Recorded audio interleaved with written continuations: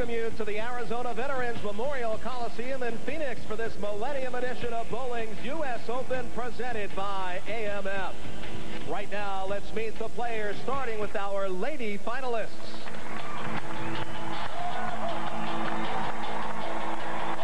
The opening women's match features the number 4 qualifier in her rookie season as a professional, making her 3rd career telecast, seeking her 1st title from Orange, California, Tennelle Grijalva.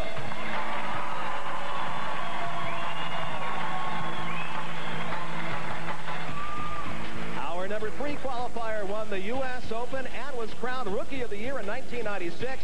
Now the holder of 6 professional titles from Cheektowaga, New York, Liz Johnson.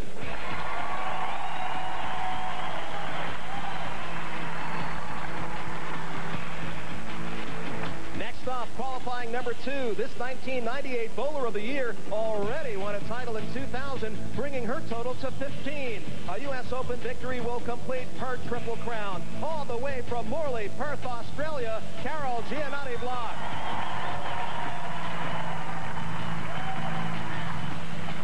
Leading this talented field is an accomplished amateur. She's a 3-time member of Team USA, was Amateur Bowler of the Year in 1999, and is an FIQ World Champion from Union, New Jersey, Kelly Kulick.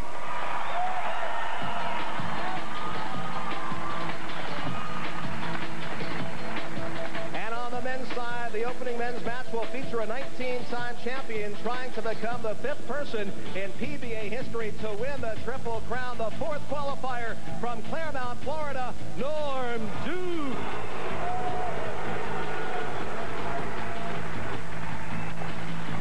Bowling against him is the number 3 qualifier. He's the reigning PBA Rookie of the Year, seeking his 1st win from Bedford, Texas, Paul Fleming.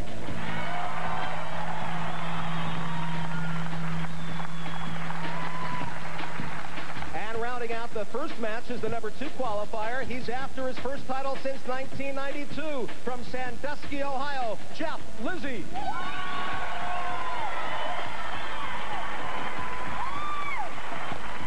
And our tournament leader is a former U.S. National Amateur Champion, also seeking his 1st title from Simi Valley, California, Robert Smith.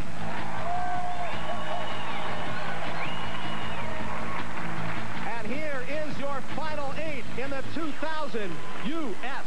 Open. Hello, everyone. I'm Gary Seibel, along with PWBA champion Jan Schmidt. And you know, we have a unique format for you this year, as both the men's and women's championship finals held in just one afternoon. And Jan, as far as the prize money is concerned, equal right across the board. And it's been equal for 3 years, ever since AMF's been the sponsor. $35,000 on top for each winner. On behalf of the women, we're very grateful, but you know, it's about time. Well, we're certainly not going to argue with that. How about the conditions of these AMF lanes here today at the Coliseum? Well, I talked to the players ahead of time when they were warming up. They have a lot more hook than they had over at Christown Lanes. They're on synthetics now versus wood, and they're looking for high scores. Now, who's impressed you the most this week in the bowling action, and who bears watching today in the finals? Well, I think Carol Gianotti-Block has impressed me the most, at least mentally. For 13 years, this has been a main goal of hers to win a U.S. Open championship, and it would cap off her triple crown. She also has the weight of a country on her shoulders. Australia, if she would win here this year, she'd only become the 2nd international woman to win a U.S. Open crown or an All-Star crown in 50 years of competition. She definitely has the most experience by far, and that could give her the edge to win today. Let's not forget Kelly Kulick, though, top seed, and hey, she's an amateur. She has nothing to lose. Sometimes that's enough to allow you to win. And we are set now for the semifinal matchup in the women's 2000 U.S. Open. And again, equal prize money across the board, $35,000 to the women's winner, $35,000 to the men's winner today. Up first, Tennelle Grijalva. Her 1st shot in the 1st frame of the semifinal match, and she makes it count in a big way.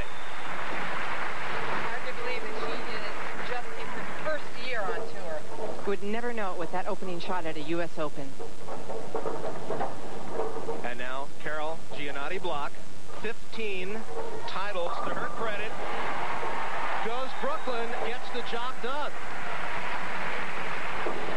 I don't think Carol cares how she gets the job done today. Of course, you want to do your best, but as I just said, this is so important to her. They move quickly in the semifinal match. Here is Liz Johnson, and she follows suit as well. Well, they were certainly right when they told me they're looking for high scores. Strikes around. The ladies bowled on really challenging conditions. The men did also this week at the U.S. Open. And so now for them, these conditions seem easier. Here is Grijalva, and she has opened up with strikes in the first and second frames. And it's just her third career telecast, Gary. She made a show in a Queens event in '98 and then earlier this year in Mesa. So, boy, she doesn't look nervous at all. None of the ladies do. Once again, Gianotti-Block. And even though she goes through the head pin, trying to go Brooklyn once again, gets all of them to go down. Well, maybe it's the Australia thing. No, I know Carol's embarrassed right now. You saw her cover her face. Right now she's brushing off her shoes. She's had a little bit of footing problems all week, sliding a little too much. It's a good tip to brush your shoe. It'll help you grip that approach. And there is the 7-pin lead for Liz Johnson. Came up just a little bit high. As I said, a lot more hook. You watch the ball going right through the head pin. She was fortunate to kick out the 10. Should be an easy spare for her. She throws the ball fairly straight at it, just a little bit of hook at the back end. And so Liz Johnson converts on the spare. However, Johnson down by 10 as Grijalva and Gianotti-Block both open up with strikes. So they are dead even. Liz Johnson falling behind after 2 by 10 pins. But again, it is early. They do move quickly. Once again, on the approach for the third frame is Tennelle Grijalva. 23-year-old, enjoys golf, crafts, nicknamed 1010. But she's a lot of fun, too. And again, going high, I think it's going to be an adjustment for all the players after bowling for 7 days on what they consider tight lane conditions, not a lot of hook. They really have to make an adjustment, change their arm swing, and open up the lane a little more. Carol Gianotti-Block is best suited to this fast play. She loves to bowl quick, don't blink, you'll miss her, and it's good for her game. And Gianotti-Block leaves the 10, which she'll try to convert. After Grijalva goes after her 3-6-10 and gets that job done nicely. So the spare pickup from Grijalva, so she opens up with a couple of strikes at a spare. And down 2 presently to Gianotti-Block, who also converts. And Carol Gianotti-Block, one of the rare players that does not use a spare ball in this day and age. She just breaks her wrist back and flattens up the ball to shoot those corner pins. Very unusual with the professionals. Most of the women use spare balls. Liz Johnson now, her first shot in the third frame. And clean off the slate. Johnson returns with a strike. And she is down by 9. Well, bowling's U.S. Open is being brought to you by AMF. AMF always means fun. Dickies. As well, a legend in work. That is Dickies. BPAA, the Bowling Proprietors Association of America, bringing you America's premier bowling competition. And New Skin. Coliseum, the U.S. Open, 2000 edition, and it is the 2 with the 8 sleeper behind for Carol Gianotti-Block, which is a fairly difficult shot to make, isn't it, Jen? It can be a tough shot to make, depending upon lane conditions. They told me the middle of the lanes are hooking, which can make it pretty difficult. If you have some oil or hang to your right and some hook to the middle, it can be a tough spare, and there's a real tough spare for Liz Johnson. And here's the attempt of a 2-8 for Gianotti-Block, and she had it covered perfectly. She did. She chose to hook the ball at it, and that's usually the best choice. If you have a good shot to the pocket, just make a small move. And now Johnson going to have a lot more difficulty with this 4, 6, and 10. All she's going for is the wood on that. It's very rarely picked up, and she wanted to save the 2 pins because she's working on a strike. As we recap the scores, Grijalva is in the lead. 22 over Johnson, 8 over Gianotti-Block. And Grijalva just leaving the 2. Now they're starting to come out up light. You can see the players starting to make those adjustments for going high and hitting the nose. They're starting to move on the lane, getting the ball out a little bit more, but now they're coming light. Gianotti-Block now. Sounded good and looked good. And it was good, and it was in the pocket, and she's proud of that. Just caught a glimpse of Larry Lobb looking on, and Betty Morris. Great bowlers. And Grijalva converts the spare in her 6th frame in the women's semifinal. She is up by 7 over Gianotti-Block and 21 over Liz Johnson, but looks quite composed right now as she awaits her turn. Liz Johnson experienced with the arena crowds when she won the U.S. Open in '96. It was in an arena, so she's used to the noise. Beautiful music. Liz Johnson converts the strike, picks it up. We are through 6 frames here in the women's semifinal of the U.S. Open. More to come on Fox Sports Net. And welcome back to the U.S. Open, Phoenix, Arizona. Presently, it is Tennelle Grijalva in command here over both Gianotti-Block and Liz Johnson. Right now, let's go trackside and laneside as well to Randy Peterson. Randy? I'm here with Kelly Kulick. And Kelly, member of Team USA, lots of international experience. However, the only non-professional in the finals. You're bowling for the U.S. Open title, young lady. Can you pull it off? I hope so. I'm just going to try and give it my best shot possible. What are some of your keys for success today? Today, just to stay down when I release the ball and think long with the ball and get it down the lane as best I can. Best of luck. Gary? All right, 12-time PBA champion Randy Peterson will be joining us for the women's final, and then he'll take us through the men's semifinal and final action as well, along with our other broadcast partner, Jan Schmidt. We were watching Tennelle Grijalva finish out there in the 8th frame of the women's semifinal. Here's Gianotti-Block, and Jan, she has to continue to strike just to remain close to Grijalva here, who's certainly been on fire. Absolutely, and that was a big shot for Carol Gianotti-Block. She trails by just 4 pins, but she set herself up to take the lead in the 9th frame because of that strike. Liz Johnson down by 18 entering the 9th, and Jan, the 9th frame so important, and that's the way to conduct yourself in the 9th frame. Absolutely. She's setting it up for that 9th frame, and Liz Johnson playing a completely different angle from the other 2 players. 8 frames now complete, but still it is Tennelle Grijalva in command. And Liz Johnson did get a strike in the 8th. We'll have that up for you shortly. And again, she still trails by 18, though. Here is your women's semifinal leader, Tennelle Grijalva of Orange, California. This is her rookie year. She's already made 2 shows. Key shot in the 9th frame, Gary. Had to have it. And if she continues to bowl like that, we will see her in the women's final against the top seed, amateur Kelly Kulick. Well, this is the shot for Carol Gianotti-Block right here because she can take the lead with a strike here. This is for change of lead. Oh, and Jan, obviously, right on the head pin. And this, not that difficult to spare to convert, but what does that do to her overall in the scoring position in the 9th frame? It hurts her a lot because Tennelle has a strike up. And you're right, Gary, they usually pick up this spare. This is the baby split. She wants to hit both pins with the ball. Liz Johnson on a strike still has an outside chance. Staying alive. Staying alive in the 9th for Johnson. Oh, but Gianotti-Block has hurt herself tremendously opening in the 9th frame. I would have never guessed that. That was a disastrous frame for Carol Gianotti-Block. Best she is down by 16 now. Yeah, the best she could shoot would be 207, and she knows it.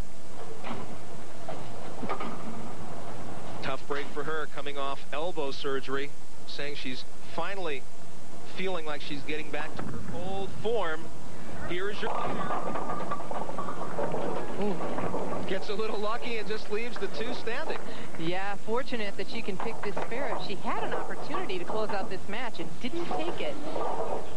But she's young and inexperienced and late leaving the 2 pin.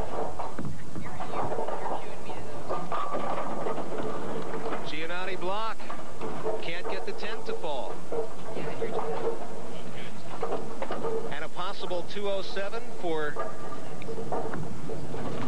I'll make that a 197. Excuse me. Possible 197. There it is.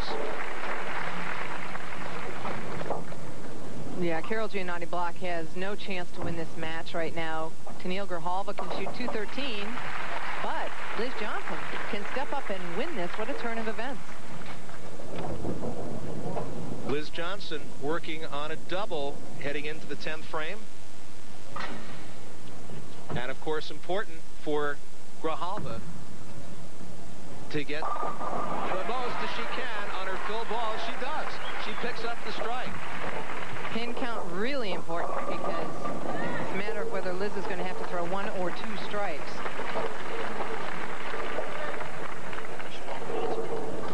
And so Grijalva finishing out with 213, Gianotti-Block 197, and here a possible 225 for Liz Johnson. She'll need 3 to accomplish that. She has to strike on this ball or Tennelle Grijalva's the winner. Oh, and comes in high and leaves the 3 and the 6. Well, the rookie did pretty well in her opening match here at a U.S. Open. And so there is a look at the winner of the women's semifinal match. Rookie on the tour, Tennelle Grijalva. When you saw her looking back, I think she was trying to find out, hey, did I really win? And so, composed but ready to go is Tennelle Grijalva, the winner of the women's semifinal match in this year's U.S. Open. More for over both Gianotti-Block and Liz Johnson. She will advance to the women's final against Kelly Kulick. Before becoming AMF's president and CEO, Roland Smith was president of Arby's and spent several years in the quick service restaurant industry. We caught up with Roland last week in AFF's hometown of Richmond, Virginia, and asked him to tell us what's new in AMF. We really do have a lot going on at AMF. For example, we've just launched what we're calling AMF's Extreme Summer. Extreme is an automated light and sound package that includes laser lights and black lights and a terrific sound system. It really turns the center into a high-energy party atmosphere.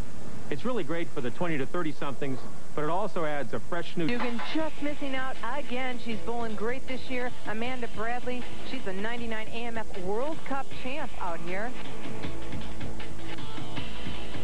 Few more, Kim Adler. There's your defending champ. She finished 13th. Yuling Wang from Chinese Taipei throws that spinner, that helicopter ball. She did great in this event. Jody Ellis, all the way from South Africa. There's the international flair. Kathy Dorn, fiance of Jeff Lizzi, who you'll see later on in the match. Great, great field here. And there your top 24, the women's side from match play. Enjoy the week here in warm Phoenix, Arizona. There a look at Kelly Kulick. Again, Jan, this is an amateur as the top qualifier in the U.S. Open. That's amazing. It doesn't happen very often. And there the handshake between two fierce competitors. Two young competitors as well to be in this position and under so much pressure. And right now joining us here in the booth, my buddy, friend, 12-time PBA champion, Randy Peterson. Thanks for having me, Gary, Jan. Hey, welcome. Thank you. Gary, one of these two ladies are going to win their first title. Neither one has a professional title yet. Nice title to win for your first one, huh? Yeah. U.S. Open. Shake it off, huh? Yeah. And there is your #1 seed, top qualifier, Kelly Kulick, Union, New Jersey, Team USA member for 3 years. This is her last year, Team USA. She bowled for Morehead State University, one of the top collegiate bowling squads in the country.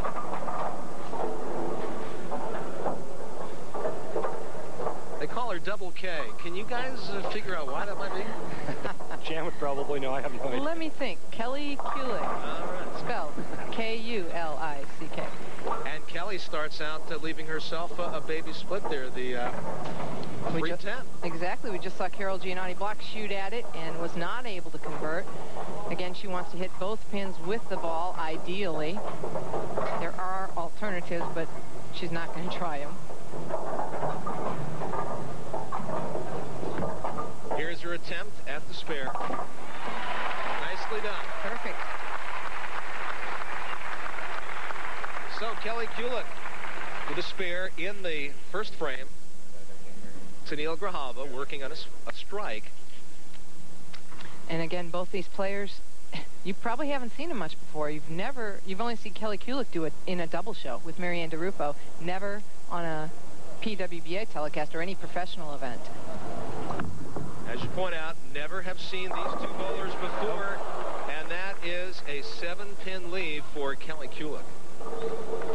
Well, she's going to just try to convert and stay clean through these first couple of frames. Kind of a bad break there. That ball is dead flush, leaves a stone 7. I'd be like, you know, hey, well, you know, I made the baby split. I'm off the schneid. All right, I'm getting my feet underneath me. I go in stone 7. I'd be kicking the ball return. Hey, well, you would, but that's the... That's right. Kelly looks a lot more composed than you would, my friend. Yeah, I mean, you know, most of the women don't do that. Occasionally. Well, that's true. Occasionally they may. Yeah. Usually we get hurt when we do, so we try not to. Nice conversion on the 7-pin, though. Sounds like Mr. Peterson trying to stir up a little controversy here. Never. Okay. You know me, I always avoid controversy. That's what I've heard. Tennelle Grijalva back on the approach here for her second frame first shot, and she's got the 10-pin remaining. She looks good, though. She's just hitting the pocket, converting all of her spares. She's having fun. She's smiling. Playing way out on the lane, ball coming in very late. The 6-pin just lays down in front of the 10. She was hoping it would be enough to push it over, but unfortunately not. Both of these players, though, nothing to lose for them. I mean, to me, I think they have nothing to lose. They have the whole career ahead of them. And if they don't win, so what? They think they're going to have, you know, 20 more opportunities. I agree, 100%. You know, in Tennelle, what a performance that first match. I mean, she went against a couple of heavy hitters and just mowed them. While Tennelle getting married on December 16th at Knott's Berry Farm, which is an amusement park in their home county of Orange County, Wayne Park, California. Better shot. No doubt about that one. I'm really impressed with her. She just gets up there and goes, oh, hold on. Now let me throw a little 10 back. She's so easygoing. She's a very personable young lady, and you can see it in her bowling. And if she can keep that attitude, that's the challenge, Randy. We both know. Right. It's hard to keep that as you start having heartbreak after heartbreak and injury and letdown. It's tough to keep that attitude. But if she can, hey, she's going to be really tough. Well, they're young, too, so that helps. Ooh, high again for Kelly Kulick. She looks a little slow to me also. It's a little soft on her speed, too. Well, both shots high and both shots on the right lane. You know, the 310 the first shot, very lucky to avoid a split there, but, you know, leaves a 310 the first shot on that lane. Was it nerves? Was it a bad shot? You know, or is it the lanes breaking down prior to, you know, she did have practice on it. Maybe it's time to make a move on that lane. Finds herself down by 2. And that's where the experience comes into play on television, Randy. It's a total different atmosphere than when you're bowling throughout the week. You have to make those moves quick. That match is gone. Yep. Nothing flat. Yeah, you know, there's no second guessing on TV. You've got one game, and you know, you just have to trust trust your instincts. Make the move.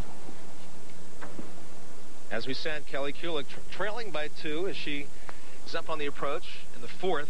And guys, how difficult is it to bowl during the week at one venue and then move to a venue completely different, such as this?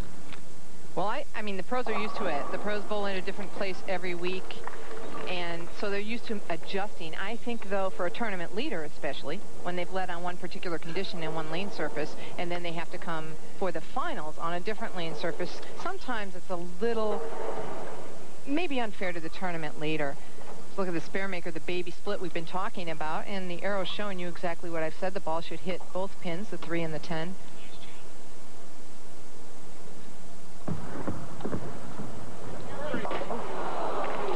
Sliding by.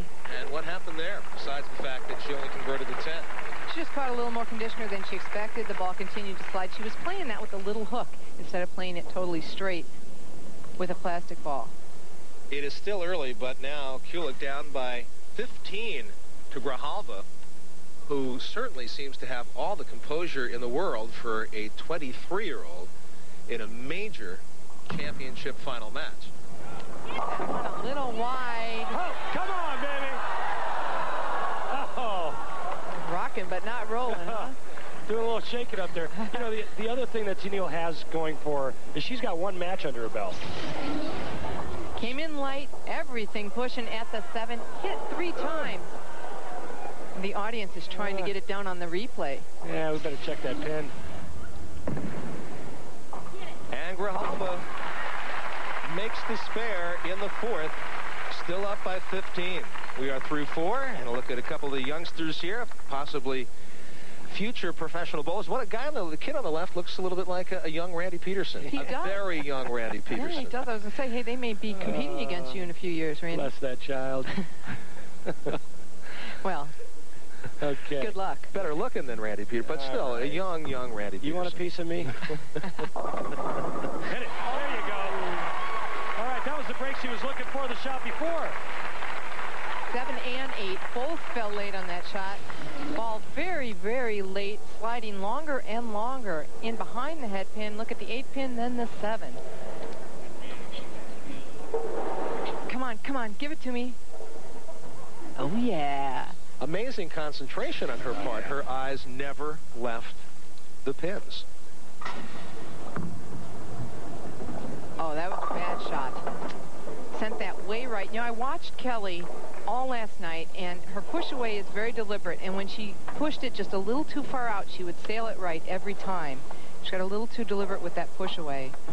You know, a lot of times, one bad shot leads to another bad shot. 2 shots on that lane, both went high, forces her into another bad shot, missing right. Good point. Well, she needs to convert the 1-2-4. She's going to have to try to get lined up, especially on lane 2, having a lot of problems.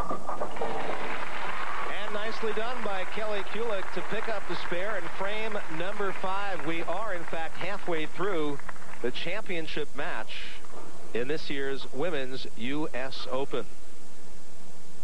And let's not forget, I mean, she's only down 15 pins. It's halfway point. But, you know, this young lady right here dominated a field that had nothing but international players, the best of women's professional bowling, the best women players in the world. She led the field for the entire week on a grind, brutal condition.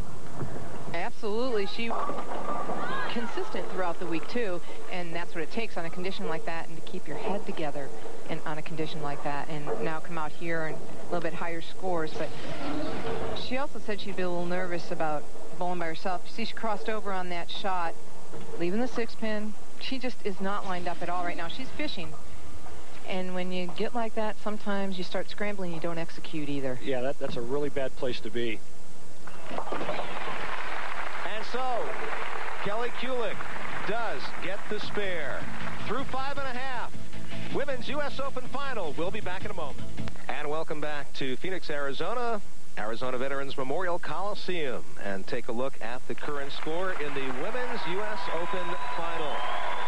Presently, Kelly Kulick down by 16 to Tennelle Grijalva, who won the women's semifinal and continues on a very strong roll here in the championship match. Gary Seibel along with Randy Peterson and Jan Schmidt bringing you the action from the Coliseum here in Phoenix. Oh, baby! She has that light shot working for her now. She's got her groove thing going on here. You know, she could have had a 4-bagger easily. She carries that swishing 7 in the 4th. Coming in real light again, but blowing everything left. She doesn't need to move. I wouldn't move. Fearless. I wouldn't move off of that either. No, absolutely not. Appears to have a little bit of room each way. Got some confidence in making good shots. You know, the ball, the pins know when you're pinching it at release. Trust me. You would think they know, don't you? Oh, see, now, lost that one off her hand a bit. Oh, that's known as a good break. Yeah, she lost it. A little bit of double dribble there. Broke into a roll early and came up high, but hey, 4-pin falling back. And still focused in, yeah. Take a look at this. What a look. I think she was saying, wow, I got away with it. Did it really happen? Did I really get that break? Gut check time for Kelly.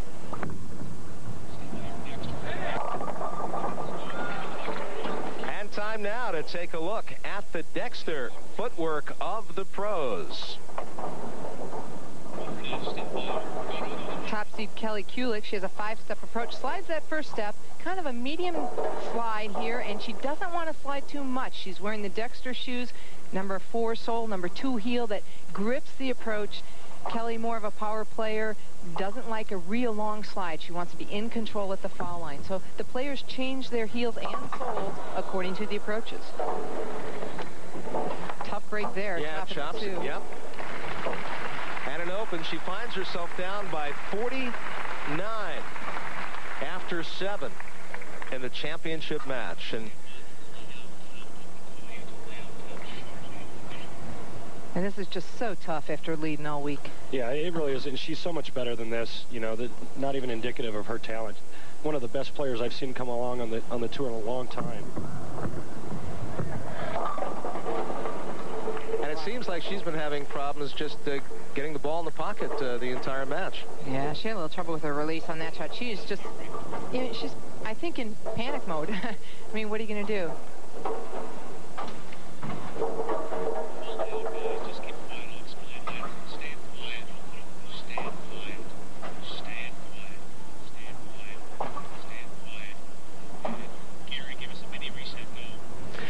And here is Kelly Kulick, down by 49, shooting at the spare in the 8th frame.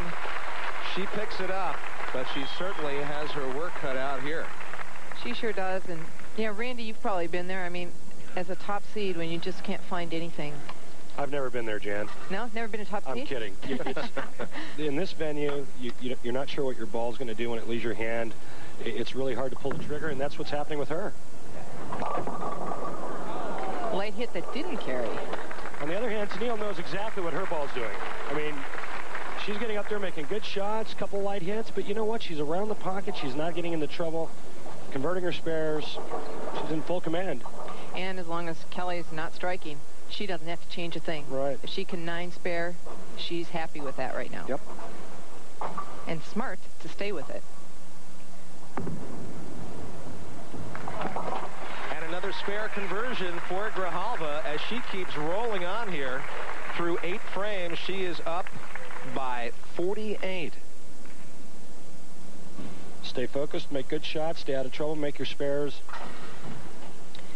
Well, you know, she told me that the hardest adjustment she's had to bowling on tour full-time is mentally. She's very tired mentally. She doesn't look tired at all to me mentally right now. And certainly not with shots like that. We heard several of the bowlers mention that this week was mentally and physically grueling, but it doesn't appear that it's had any effects on Tennelle Grijalva. She looks terrific here. Look at that, playing, getting out right around the first arrow, the ball breaking into a roll right there, flush. Nothing going to stand on that. Incredible focus. She's starting to feel it, too. She knows this is well in hand. And again, Kulick misses the pocket. Wow. I can only feel for her. I don't even... There is nothing probably that she can do that would be right now because she wouldn't trust any decision she made right now. She needs to look down at her shoes. She has 2 notes on her shoes. The left shoe says stay slow, take your time, and trust. The right shoe says you're a great decision maker. Those 2 pieces of tape, it's written right on there, and she says she reads that all the time. Right now she needs to look at that and say make the decisions you know are right. Well, all she can do is finish out right now. As Grijalva has put all the nails in the coffin with a little bit of help from Kelly Kulick, and she is a little bit emotional right now, and she knows it, and you can see some tears start to flow, tears of joy. Well, she knows she just won the U.S. Open. How big is that? Her rookie year wins the U.S. Open, and that is an advance wedding gift.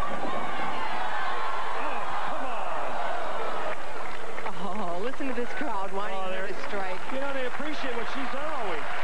That's fantastic. They're standing for her.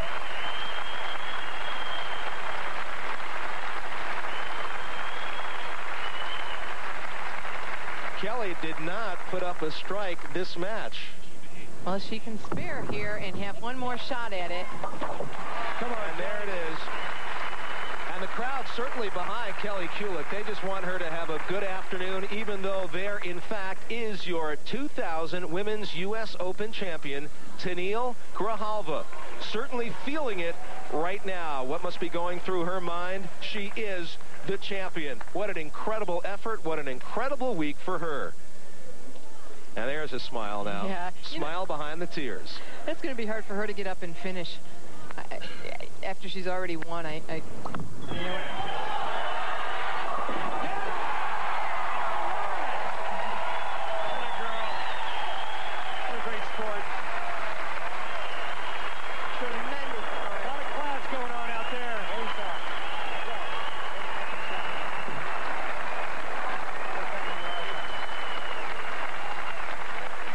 You'll see a lot of that young lady, folks. Competitors and friends. Kelly Kulick's one and only strike in her last shot in the championship match. And that is not the first strike for Tennelle Grijalva, who has had several, not only in this finals round, but also in the semifinal matchup. I don't think she knows if she should laugh or cry. Tell you what, her parents, Ron and Mary Grijalva, have to be really excited right now, and it looks like Dad's going to be driving the van to Florida since she's made enough money. They're going to fly and make it. And if you're going to win, you might as well go out with a flourish, and that is exactly what Tennelle Grijalva is doing right now. What a great smile she has. These new ladies on tour, they are tough, talented, and very personable. Boy, that goes that one. They're 23 years old winning the U.S. Open. What an amazing finish for our women's 2000 U.S. Open champion, Tennelle Grijalva of Orange, California. She has defeated Kelly Kulick, the top qualifier, by a score of 239 to 155. An incredibly happy scene here at the Arizona Veterans Memorial Coliseum in Phoenix, Arizona. Oh, yes. Rookie of the Year wins one of the majors. We've got more. The men, in fact, from... And a look at the men finalists for the 2000 U.S. Open. And here's a brief preview of the men. Four gentlemen that will be bowling today for one of the majors in the semifinal matchup. It's Jeff Lizzi versus reigning PBA Rookie of the Year, Paul Fleming. And I guess at this point, Randy Peterson, you'd have to say the leading candidate for PBA Player of the Year, and that would be Norm Duke, already with 3 tournaments, looking for his 4th in this, but even more importantly, and there is Norm Duke looking for the Triple Crown. Norm would be the last guy in this telecast I'd want to go up against. All right. We are set soon. Roland Smith has the job of running AMF, the world's largest bowling company. Earlier, we also asked him what he thinks drives AMF's success. You know, there's really 2 things critical to our success. The first is a relentless commitment to excellent customer service. So whether it's customers that are buying and using our products or customers that are bowling in our centers. The second critical factor is our people. You know, AMF is a company of almost 17,000 people, and without them, we are literally nothing. So to all the folks in our plants and our centers, I want to offer them a special thank you for all the energy and effort they put in every single day. And we are live looking at the handshake between 3 bowlers, Randy, who have worked tremendously hard to get here today. And there is the gentleman who, if he were to win the U.S. Open today, again, would capture bowling's Triple Crown. Only 4 other bowlers have done that. Norm Duke. Hey, how about that shot to start? U.S. Open, come on, bring it on. This guy told me all week long, hook the ball. Comes out with a straight ball. Watch this. That ball's straight right off the edge. Dead flush. 10 in the pit. Let's get it on. Jeff Lizzi, and there's a look at Duke. Lizzi of Sandusky, Ohio. He is up next, and he follows suit. I'll tell you what, Jeff Lizzi, one of the strongest guys on tour, can bench press over 300 pounds. He's ready. This guy hasn't won since '92. And now the reigning PBA Rookie of the Year, looking for his first title, Paul Fleming, and not to be denied, Fleming also with a strike. All I can say, Gary, is it's on. Always a pleasure working with you, my friend. Norm Duke now. His first shot in the second frame. He's got 19 PBA titles. Wow. That sounded huge in our headsets. Huge. Wow. I'll tell you what, one of the most talented players to ever throw a ball there, ladies and gentlemen. And we will talk about his versatility next time we see Norm Duke. Jeff Lizzi wants to get the crowd fired up. He's going, let's go! Let's get it on! Lizzi is pumped up as well. He had LASIK eye surgery before this tournament. It has made a world of difference for him. I'm going to keep it even. And Fleming comes in high and leaves the 3. That one duck hooking right before he gets in front of the head pin. He's going to go to a ball now that goes straighter. Looks like if you can't throw this ball down the lane, you could probably kick it down the lane. Fleming has his right wrist taped. He's been having some real problems with his wrist of late. Lots up to spare. Excuse me, Gary, I'm sorry. Lots of pain all day Friday. Had to go to a tape job and a wristband to keep his wrist from falling off. Lots of pain in that wrist. And what happened there? Norm Duke, I've seen him do this. I think he did it last week in Tucson, pulled up and did not go. Something's bothering him. Maybe one of the in-house video screens, something. The big screen to his left. And there you see the big screen, and it could be a distraction as well. How much time do the bowlers have on each shot now? Is he basically making sure he has to get that shot off before the clock? 25 seconds. Nothing bothers this guy. 19 PBA titles. He collects his thoughts, comes back, throws a nice little mixer. Watch the action of the head pin here. Goes to the sidewall, slaps a couple of pins around. And here is Lizzi. Trying to remain on an even par, but can't. 10 still standing. Has a good shot. He wanted it. You heard him yell for it. Paul Fleming now up for his first shot in the third frame, and he is working on a spare. And he will strike here. I'll tell you what, Paul Fleming, one of the best shot makers on tour. I need to get him some butter to go with that sweet roll. Boy, can he roll the pearl. Oh, my goodness. And Jeff Lizzi just cannot pick that up. Leaves the 10. That is an open for Lizzi in the third frame. Finds himself down by 23. And I'll tell you what, we've got plenty more coming your way in just a moment. 33 pins. And we do welcome you back to the Arizona Veterans Memorial Coliseum, former home of the Phoenix Suns and current home of the Phoenix Mustangs hockey team, as we take a look at Norm Duke. Talk about his versatility, one of the most versatile players in the game. Well, like I said, he hooked the ball all week this week, and look where he's playing now. Right off the corner. He is the best at that shot. That soft floating shot right up the gutter. Nobody better, the PBA Tour or anywhere in the world, in my opinion, than that man right there. Jeff Lizzi, like Paul Fleming, experiencing wrist problems. He broke both his wrists at the same time in motocross in high school, but this is simply wear and tear from the game, so he's having wrist problems as well, but not on that shot.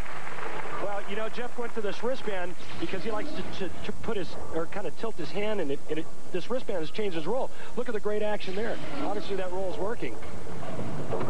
Former Team USA member Paul Fleming puts up a strike in frame number 5, but he still has a lot of ground to make up, down by 33 to Duke. Paul Fleming liking the left lane, struck every ball in that lane, having trouble with the right. He likes it. Yeah, baby. And once again, the crowd just loves to roar, Duke. Hey, how's that? Hey, America loves a winner, folks, and this guy's a winner. He knows how to win. He knows what it takes to get the job done. Now watch the action here. Norm knows he got away with one. A little heavy on the head pin. Trip 4-7. And watch those. Look at those eyes. Oh, thank you. Thank you. Ranked second in the PBA computer rankings here is Jeff Lizzi, and he answers with a strike. Come on, Jeff. He says, you know what, I still got some left. This match isn't over yet. Lizzi down by 22, and Fleming looking to put together a couple strikes here to keep himself on track and in the hunt, as a matter of fact. Hasn't hit this lane yet. And he does. You hear him, Gary? Come on.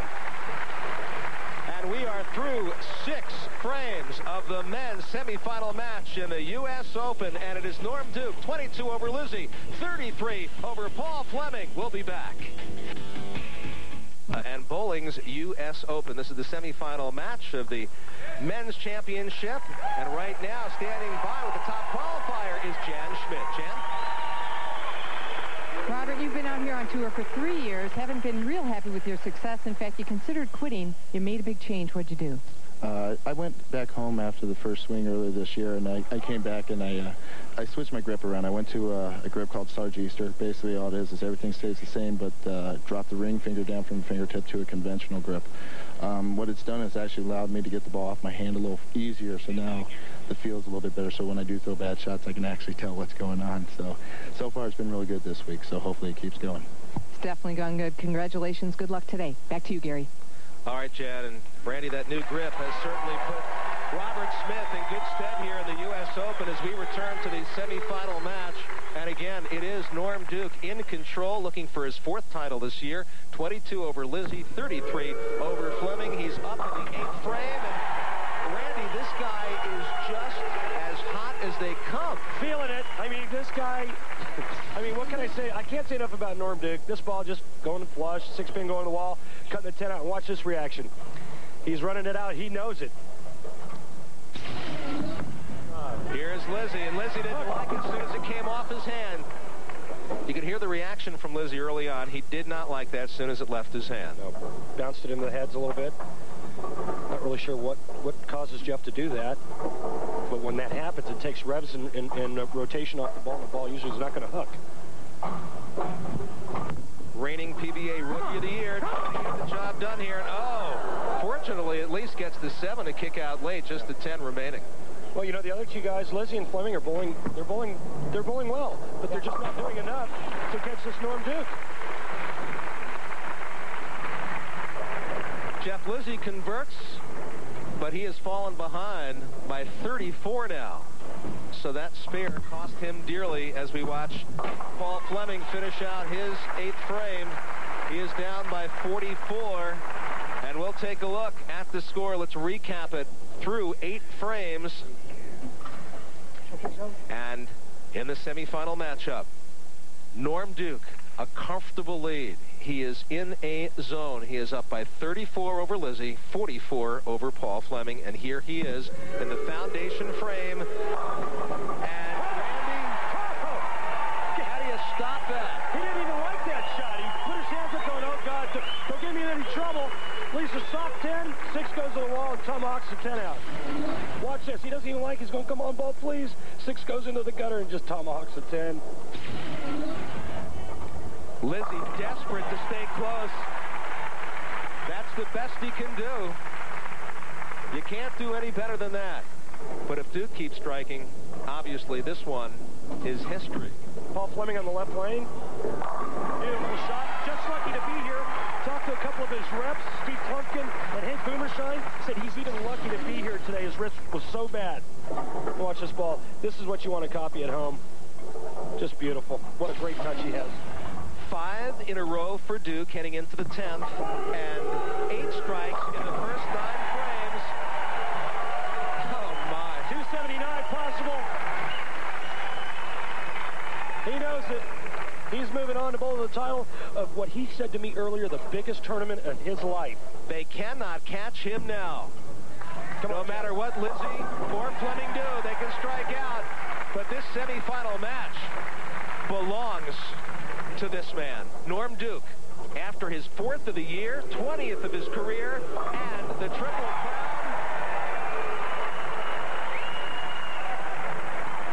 If you're Robert Smith waiting to take on Norm Duke, what are you thinking right now? I'm thinking maybe get a bat, or I'm thinking I better tighten my belt up a couple of notches and give him all I got.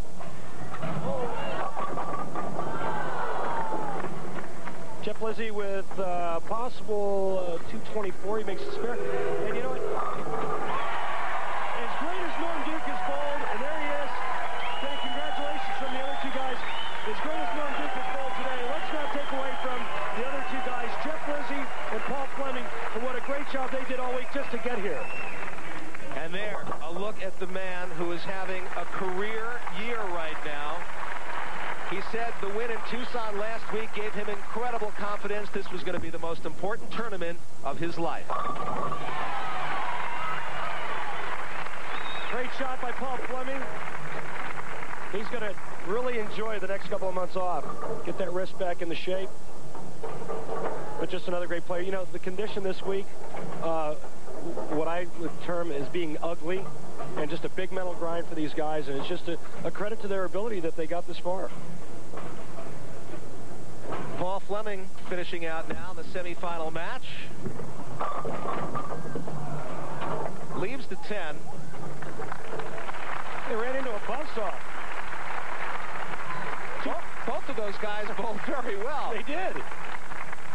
You know, there's not a whole lot of, well, there's no defense in bowling, just offense, and nothing you could do to Norm Duke when he's putting it to you like that. Oh, it's lights out from Norm Duke. He is ready for the championship match against the top qualifier, Robert Smith, and we will have it for you when we return to Phoenix in a moment. One of bowling's majors there. A look at the final score in the men's semifinal matchup. Norm Duke, another huge win, 279. Jeff Lizzi, 224. Paul Fleming, 214. So Duke now will move on to the championship match. And other finishers in the top 24 this week here in Phoenix. Brian Kretzer, one of the amateurs in the tournament, almost got in there. I like to call him Pocket Brother, because he hits the pocket a lot. Denny Wiseman in 11th from Baltimore. Bob Learn, my buddy Bob Learn Jr. from, well, he says Harbor Creek, I say Erie, PA. Jason Couch in 16th. We got Mark Masabi in 19th, Amleto Monicelli in 20th. And, well, those are some of the girls that bowled on the other side. So, here we are, getting ready for the title match. Here we are, and a look at Robert Smith. Ranked 32nd. 2 TV finals appearances so far this year, just shy of $100,000 in earnings, but he is a young man who is one of the top young bowlers on the tour today, as Norm Duke and Robert Smith shake hands and prepare for this most exciting championship match. And both players really in his own. I mean, Robert Smith leading for a good portion of the week in match play and qualifying, and Duke just blowing him out of the water today.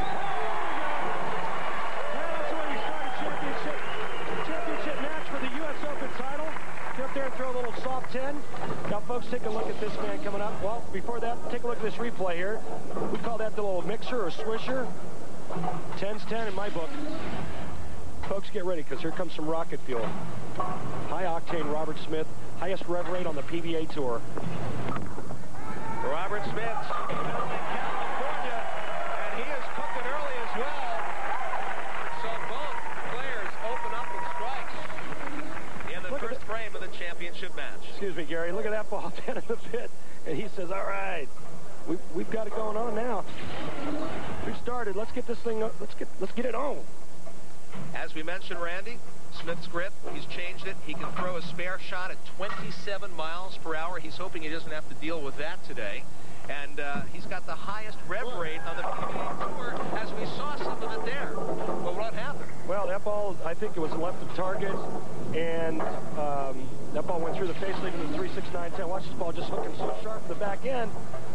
And the problem is the back pin, the 9-pin now. He's got to get the ball to the right side of the 3-pin and cover the 9-pin with the ball. As we welcome Jan Schmidt back to the booth, we watch Robert Smith attempt to pick up the spare in the second frame, and he could not do it. So an open in the second for Smith. Right idea to get it to the right, but the ball just never grabbed the lane, and he knows it. It's like, oh, man. Duke up by 12. Heading into his second frame. Left. Now we see the big four, and guys, we don't see this picked up all that often, and this certainly leaves the door open for Robert Smith. Well, this ball's left out of his hand all the way, goes right through the face, leaving the big four. And not only do you not see the spare made often, you never see the spare made. Never's a good time. Unless you have 2 balls and a broomstick. Make a liar out of me, Norm. All right, good try. The important thing is the second frame is working on a strike. You go for the count. You know, get 2 pins, maybe get lucky, get 3. Going for it and only getting 1, you lose a lot of count. Once again, we welcome back Jan Schmidt. Thank you. Pleasure to be up here. I'm glad you'd let me join you again. Thank you, Jan, for coming. I'm surprised Randy was going to let you borrow the microphone at all. I know. I hear he likes to hang on to it. As Duke leaves the 10, and we saw Norm Duke talking to himself a little bit there, settling himself down, just trying to get his composure and remain on track. And there's the 10 pin. He's not happy with that either. Well, that's a soft 10. The ball coming in just a little bit light. We saw Norm tomahawk one earlier in the match previous to this. And the problem with the approach, covers the spare, no problem. But here's the thing, you know, 279 out of the gate, big rush, you know, we're going to bowl for the title. Next thing you know, we go strike, big 4, 9 spare. Well, Robert's lucky to, still be in this match the way Norm was lined up. Right, exactly. I mean, you know, Norm shoots 279 out of the gate. You expect Norm to come right back out, go wham, wham, wham. Next thing you know, he's got an open second frame. Robert Smith leading by 2 pins. 6 foot, 220. He's all of his 220 pounds behind that one. Yeah, and here's the thing. What Norm Duke is doing with the ball going straight up the gutter, that's his forte. This isn't Robert Smith's forte, going straight. He's forced to play Norm's game. He's out on the gutter. He likes that shot. The thing about it is he's better at hooking the ball. Right now, he's trying to go a little bit straighter. Real pretty shot. And here's Robert Smith now up in the 4th frame, and he is holding on to a 2-pin lead. So we have a very, very tight match right now in the men's championship of the Robert, and he knows that in order to beat Norm Duke, he's got to beat him at his own game. He's just got to make better shots like this one right here. And watch this reaction. Come on. That was a good one. Duke trying to answer here. He is working on a spare and trails by 12 now. That is the way to get himself back on track. He is settled in, and he knows what he needs to do to win his 20th career title. Watch this. This looks like one of Jan Smith's strikes. Hey! She did this many times in her career. What do you mean? Knock them all down? Knock them all down. Oh, okay. I thought you were talking about how the ball hit. No, your ball hits much harder than that. I'll tell you what, these guys, this is what it's all about and why these guys are so good. They can play any line of pocket they have to and get it done. Second time in the first 5 frames that Duke has done that. Leave the big 4. Big 4 on the right lane, big 4 now on the left lane. This ball again looks left of target.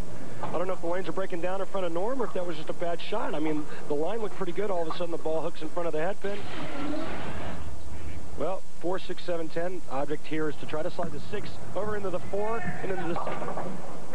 Virtually impossible to make. Well, you know, in that first match, it looked like all those shots were just laying off at the last second for Norm, and now they're continuing through the head pin. He's not getting the break he was earlier. Right, and one of the big things during the week was that the lanes did break down quite rapidly, and the guys were moving around a lot. You know, you'd think with the straight ball that Norm throws, he wouldn't have to move as much. Maybe it's time to make an adjustment. And Duke down by 26. Smith could extend his lead with a strike, and he does. A little high-octane stuff coming right at you.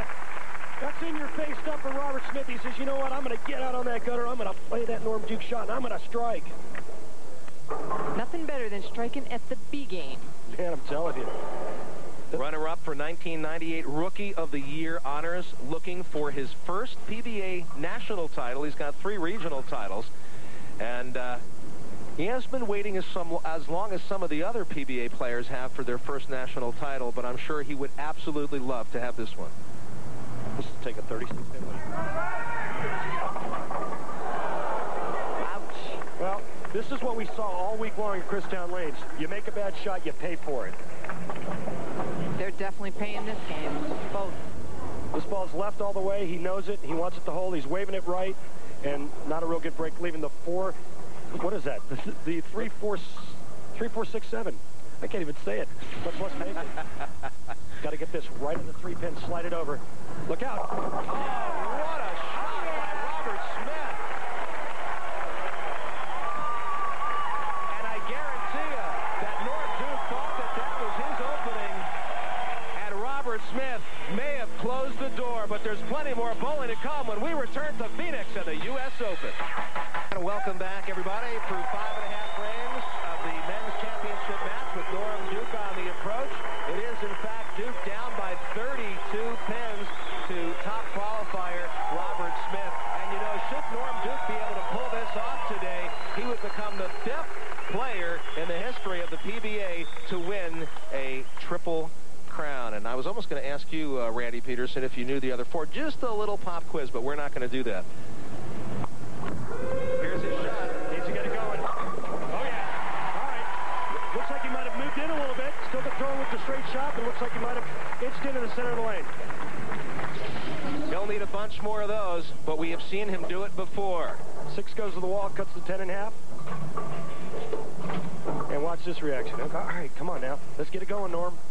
And you know, these two have met before, 1994, when Robert Smith finished second to Norm Duke in the championship match of the AC Delco Classic. And today, Robert Smith looking for some redemption, but Norm Duke says, buddy, I'm looking for another win over you. And there's a caliber move of a 19-time champion. He moved into the center, in towards center of the lane a little bit more, arced it a little bit more, believed in his shot, dead flush. Robert Smith working on a spare. Leads by 22. He's up. Whoa. Came back a long way. Hey, that's why you're supposed to hook it, Jan? I didn't know that. I certainly didn't. Wow. This ball's going to go right. Looks like it's going to be a little bit light. Look at the revolutions. The highest rev rate on the PBA tour. Watch the action of the head pin. Nothing but shrapnel left. And he's liking it. Come on, ball hook. Oh, yeah. With that strike, Robert Smith up by 22 and moving into the 8th frame. Again, these two met in 1994. Duke comes out on top in the AC Delco championship match, but Robert Smith was the first amateur to be the top seed going into that show. Both bowlers working on strikes. Duke has 2 in a row. There, a look at Jack Kelly right in the middle there with the casual look. Chief Executive Officer of the Bowling Proprietors Association of America, enjoying the action here today. Big row of dignitaries there sitting around. Jack Moran, BPAA, and Mike McCat from BPAA. It is their tournament, so they're all out. Robert Smith taking a re-rack. The reason for our little delay. Wants to make sure everything's perfect. And reasons for a re-rack, Randy? You know, sometimes it's just to catch your breath. Sometimes it's to get your thoughts together. Sometimes, you know, the pins are off spot. Paul. Leaves the 2-4-8 sleeper behind, and he'll get to take that spare in just a moment, a shot at it. Meanwhile, time to take a look at the Dexter footwork of the pros. Robert takes a 5-step approach. He's wearing the number 2 sole and number 2 heel for maximum power and leverage. Notice how that foot gets there way before the ball. And look at that great knee bend. That's leverage. That's how you're able to stand on it like this guy. Right now he needs to convert this spare. Needs a hook. What am I saying needs a hook when it's Robert Smith? It's automatic. Unbelievable revolutions. I mean, you can really see that ball. Yeah. And now Norm Duke still down by 22. Well, you know, he had 2 big 4s early in the match, but I think the important thing right now is he's on a double. That means he made the adjustment he needed to make. Look for a 3rd strike right here. Yeah, that's what I'm talking about. Norm Duke back on the right track now.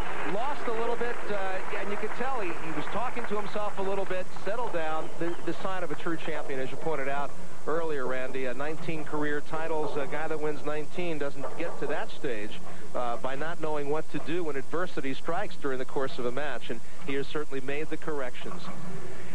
Robert Smith, again, coming in as the top qualifier, tremendously intense, particularly for a young man.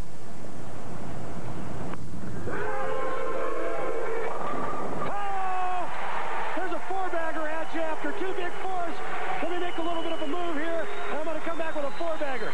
Norm Duke strikes out, it's 222. Robert Smith strikes out, it's 224. Watch the action of the headpin go to the sidewall. Asking for some friends to come over for some help, and he knows it. He's into it. Watch this. Oh, and look at the crowd. They're loving it. In the 5th frame of this championship match, Norm Duke was down by 32. In the 9th, midway through the 9th, he is down by 2. He was closing his eyes there. Did you see? He didn't want to look at what's going on. Get it, get it! Oh, big shot. Robert Smith leaving the 10. Big shot. He knows it. It was a 9th frame, foundation frame, wanted to hit there. Now watch this. The headpin's going to go to the sidewall. Look at the revolutions. Watch it come bird hunting for the 10. It doesn't get there. And once again, Norm Duke has put himself in a position to win. Oh, no. And that obviously does not count. He doesn't get credit for the pin, the 10 pin, because it was in the channel first. Once the ball leaves the lane, it's done. Let's take a look at this score. Ladies and gentlemen, you are not going to believe this. Over the course of 4 frames, it's been a 42-pin swing, and now Smith, Robert Smith, finds himself down by 10 to Norm Duke, who is working on a 4-bagger. Robert Smith needs to throw 3 strikes in the 10th frame here to force Norm Duke to get the first hit in the 10th to win the United States Open. Got to have this shot. There you go. All right, deep breath. Gain your composure. Really bad mistake for Robert Smith in the 9th frame. Got to blow it off. Now we need to throw 3 in the 10th. And it doesn't get any better than that shot. Right. Threw a great shot after that. I think he's disgusted right now, though. He has to be. Well, you know, the first one doesn't mean anything unless you get the second one. This is the big hit right here.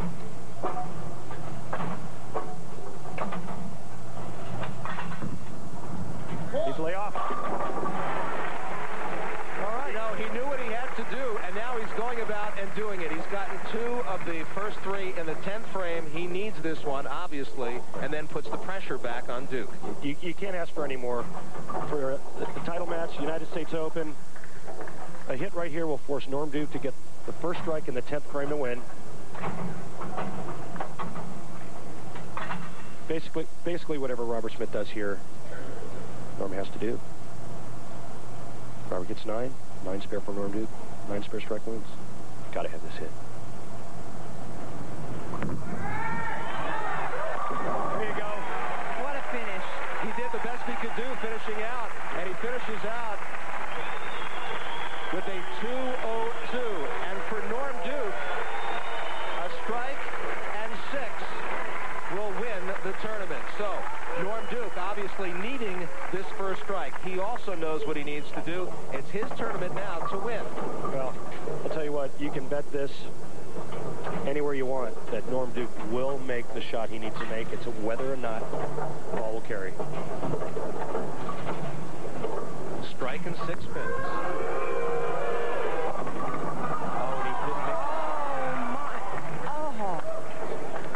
Robert Smith's the winner. Robert Smith, the United States Open champion. Unbelievable. And I think he was stunned there for a second so incredibly. The way, in a sense, that Norm Duke wins the tournament last week, but it was Chris Barnes's to win in Tucson, and Norm Duke could just sit there and watch, and he wins it. Now, the tables are turned on him this week. Bad call on my part. I didn't think there was any doubt Norm would make the shot. He didn't make the shot. He didn't take any time on that shot, Randy. He just jumped right up and went. Yeah, I think you're right, Jan. And that ball lacked rotation and revolution. That ball never turned over down the lane. Very uncharacteristic for Norm Duke. And Norm Duke to finish out now. Robert Smith is speechless at this point. Norm Duke accepting the goodwill from the crowd, but Robert Smith is one happy player. We'll be back to Phoenix in a moment. Isn't that a rookie they just sent down? Yep. Hope he's up for the School of Hard Knocks. Boy, Bowling Center sure have changed. Cool arcade game. Amazing food. Parties for kids and adults. Looks like they're having a ball. I think the rookie would rather you didn't use the word ball. What makes you say that? He keeps asking to be spared. Looks like he's got his wish. Bowling. For rookies and everyone else. It's a whole new game. By AMF was brought to you by AMF. AMF always means fun. BPAA, the Bowling Proprietors Association of America, bringing you America's premier bowling competition. And by New Skin, stays on when bandages fall off.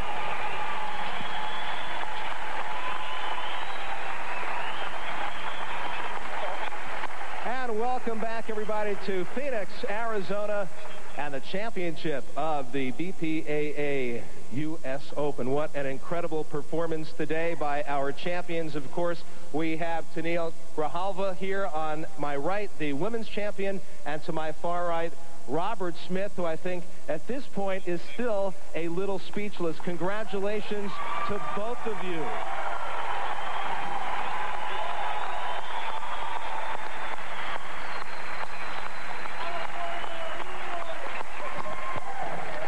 Also joining me right now, to my left, is Roland Smith, President and CEO of AMF, and also to my far left is Michael Duquette, who is President of the Bowling Proprietors Association of America. Thank you for joining us.